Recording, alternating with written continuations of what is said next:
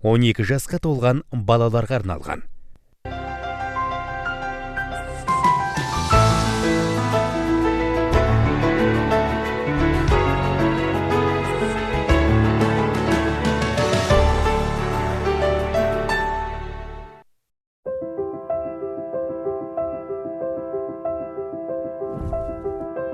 Ұйқы безі сыртқы және ішкі секторлық қызмет атқаратын аралас без болып саналады және тек ас қорытуға ғана емес, зат алмасуға да әсер етеді. Ұйқы безі іш астардан тыс омыртқа бағанасына көлденең бағытта. Бірінші, екінші бел омыртқалары тұсында басы мен денесінің басталған бөлігі оң жақта және денесінің көбі құйрығы омыртқадан солға қарай орналасады. Ұйқы безі салмағы 65-85 граммды құрайды. Белдің басы 12 ішек тұсында, құйрығы көк бауыр қақпасына дейін жетеді.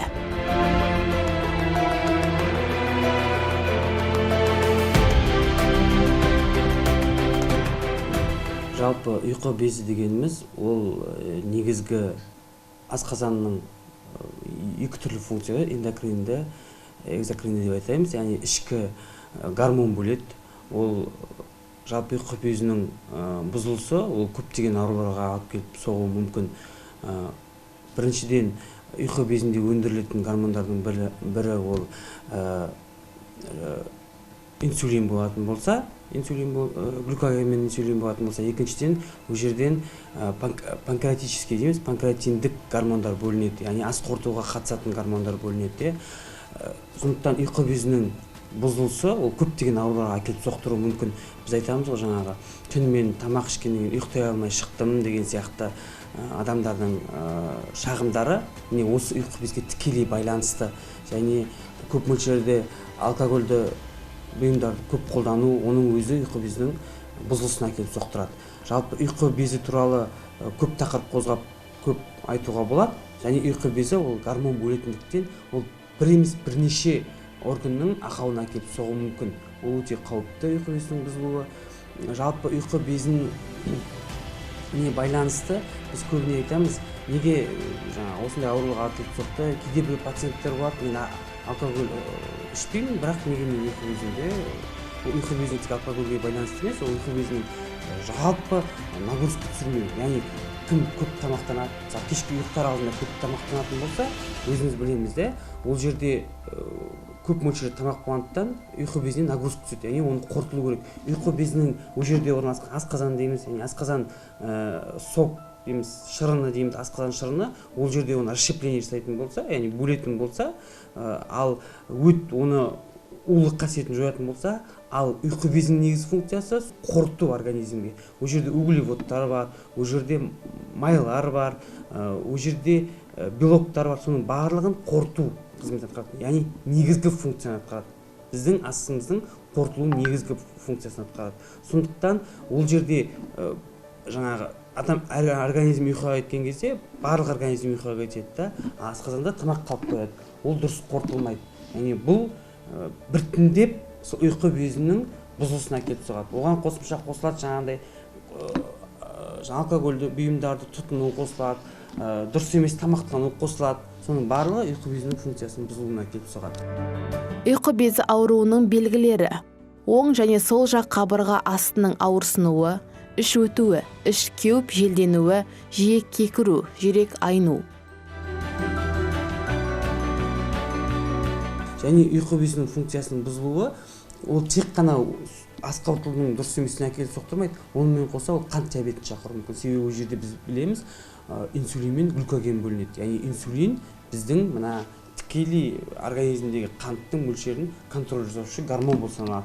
Яғни контроль жасай алмағандықтан, ұйқы безі өзі бұзылысқа ұшырағандықтан, инсулин бұзылысқа ұшырайды, естественно, организмдегі қанттың мөлшері бұзылады. Сондықтан тек қана ол ас қорыту жүйесінің бұзылуына емес, онымен қоса жаңағы қант диабетін әкеліп соқтыруы мүмкін. Және ұйқы безінің тағы бір жаңа айтамыз ғой, дәрі ішіп жатырық, или бізге дәріні, мысалы, мен осындай панкреатин берді, мен ішсем басылады, мен ұзақ уақыт қолданамын. Ол фермент, өзіміз білетін. Яғни сол ферментті, яғни ұйқы безі бөлетін ферментті біз қосымша сырттан әкеліп отырмыз. Оны да ұзақ қолдануға болмайды, себебі ұйқы безінің жұмысын жасауын біз тоқтатып тастаймыз. қандай да бір мөлшерде қойып тастаймыз, оны ұзақ қолдануға болмайды. Біз дәрігерлік ұсыным береміз, яғни біз организмге қарай отырып, оның функциясына қарай отырып ұсыным береміз. Ал оны өз еркімен қабылдау, ол ұйқы безіне тіптен қауіпті. Бізде кейбір пациенттер солай өз аптека сатып алады панкреатинді и қабылдайды. Өз уақытша облегчение, уақытша жеңілдеу алғаннан кейін науқас ойлайды, мен бұдан жақсы болып жүрмін деп. Ол керісінше оған кері әсерін тигізеді. Көп мөлшерде, ұзақ мөлшерде тиімсіз қолдану ол осы ұйқы безінің функциясының бұзылысына келіп соқтырады. Ұйқы безі көк тамырлар аттас артериялармен қатар жүріп, қақпа венасы жүйесіне құяды және күн сәулелі өрімінің симптоматикалық және парасимптоматикалық талшықтар арқылы нервтеледі. Ұйқы безінің лимфа жүйесі асқазан, 12 ішек, бауыр және өт жолдарымен тікелей байланысты. Лимфа ағысы ұйқы безінің жоғарғы шетінде көк бауыр қақпасында, бауыр 12 ішек байламында орналасқан лимфа түйіндерімен де жүруі мүмкін. Бұрын ұйқы безінің ауруын көбіне үлкен жастағы адамдар кездеседі деп айтатын едік. Себебі жаңа ас қорытудың бұзылысы үлкен жастағы. Қазір өкінішке көп аурулар сияқты ұйқы безінің ауруы да жасарып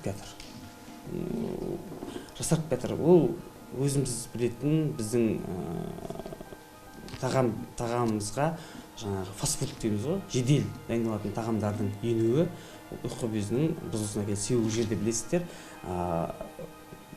майдаланбайтын, бөлінбейтін майлар бар.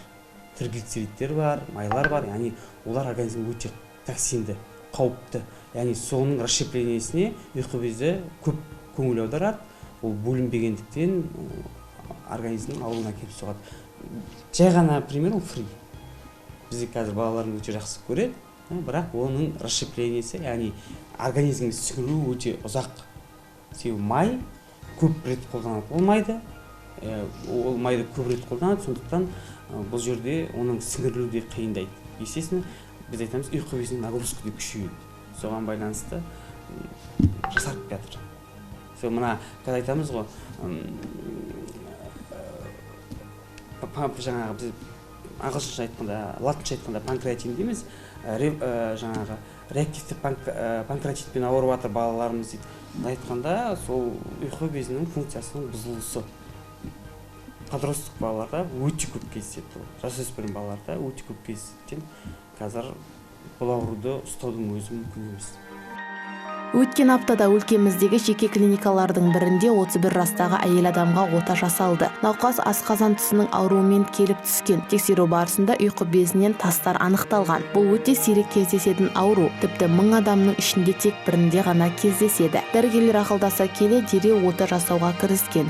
Мұндай отаны Батыс өңірі бойынша алғаш рет Мұхамеджан Есенгелдіұлы жасады.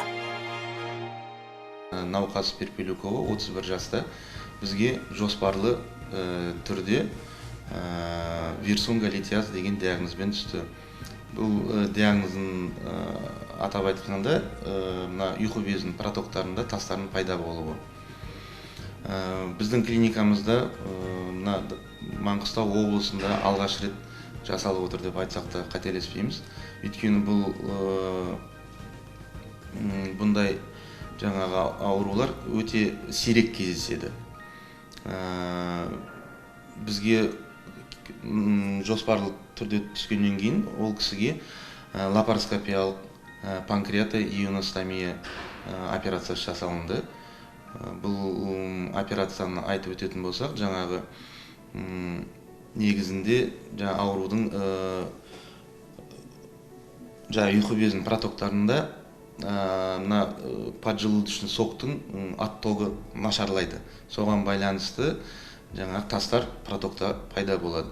Бұл ұйқы безінің былай үшке бөлінетін болсақ, өзінің денесі болады, басы болады и құйрығы болады. То есть головка, тело, хвост.